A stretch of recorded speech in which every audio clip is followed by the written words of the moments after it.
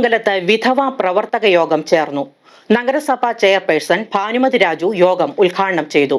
Kothamangalam municipal office ഓഡിറ്റോറിയത്തിൽ നടന്ന യോഗത്തിൽ നിരവധി പേർ പങ്കെടുത്തു.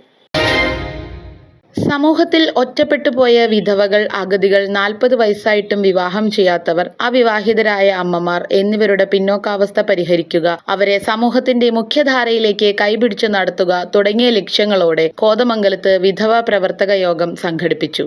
നഗരസഭാ ചെയർപേഴ്സൺ ഭാനുമതി രാജു യോഗം ഉദ്ഘാടനം ചെയ്തു.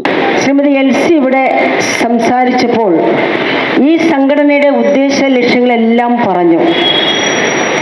സമൂഹത്തിൽ ദുഃഖമനുഭവിക്കുന്ന, ഒറ്റപ്പെട്ട് ജീവിതം നയിക്കുന്ന ഒട്ടേറെ സ്ത്രീ സഹോദരിമാർ ഈ സംഘടനയിൽ മെമ്പർഷിപ്പ് എടുക്കുവാനും അംഗത്വം ഉള്ളവരുമായിട്ടുണ്ട്.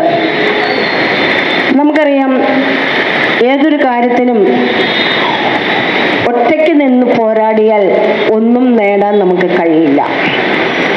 ഐക്യമത്യം മഹാബലം എന്ന് പറയുന്നത് പോലെ ഒന്നിച്ചു നിന്ന് നമ്മൾ അടരാടിയാൽ നമുക്ക് പലതും ലഭിക്കുവാനുള്ളത് സർക്കാരിൽ നിന്നും മറ്റ് സംഘടനകളിൽ നിന്നും ലഭിക്കുവാനുള്ളത് നമുക്ക് കിട്ടും. സംസ്ഥാന പ്രസിഡന്റ് എൽസി ബോസ് അധ്യക്ഷത വഹിച്ചു. നഗരസഭാ ക്ഷേമകാര്യ standing committee chairman Anoop George, ആരോഗ്യ standing committee chairperson Sindhu Jijo, councillor Jancy തുടങ്ങിയവർ സംസാരിച്ചു.